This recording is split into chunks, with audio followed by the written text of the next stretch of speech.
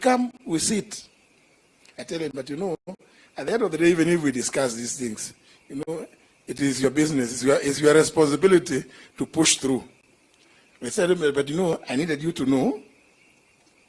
I needed you to know this so that when you see me playing this way, you will know where I'm headed.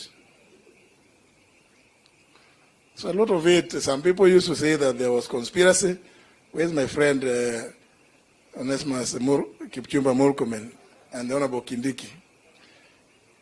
Even as you complained that, and the Honorable Wetangula, even as you complained that the Honorable Duale was the enemy of devolution, I'm aware that you used to say those are two very bad people. You see, there was a very bad combination in the National Assembly of the Speaker and the Leader of Majority.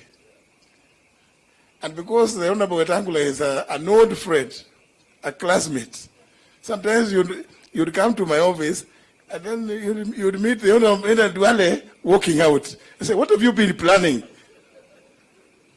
I hope it has not found some space in the book.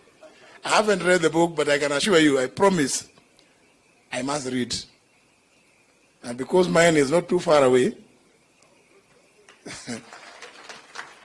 it's not too far away.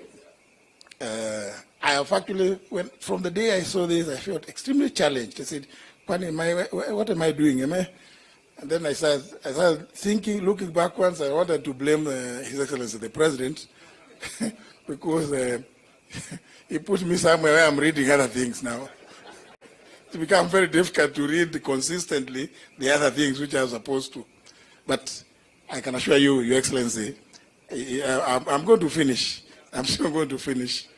But I must congratulate my brother, the Honorable Duale, who I find very difficult even today to, even if he calls me, the first thing is, leader, where are you? Because I got so used for 10 years.